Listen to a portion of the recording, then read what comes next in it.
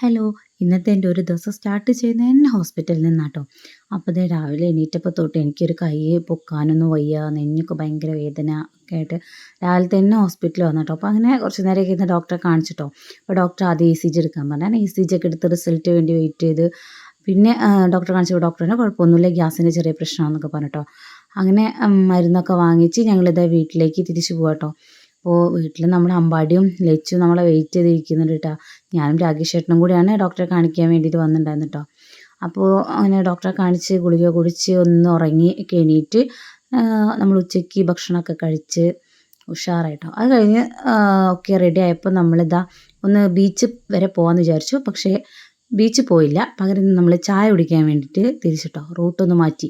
അങ്ങനെ എനിക്ക് ഷവർമ്മ വേണ്ട, ഞാൻ ആദ്യമേ പറഞ്ഞു എനിക്കൊന്നും വേണ്ട എന്ന് പറഞ്ഞിട്ടുണ്ടായിരുന്നു. അങ്ങനെ ലച്ചുവിനും അമ്പാടിക്കും ഓരോ ഷവർമ്മയും ചായയൊക്കെ വാങ്ങിച്ചു കൊടുത്തിട്ടോ.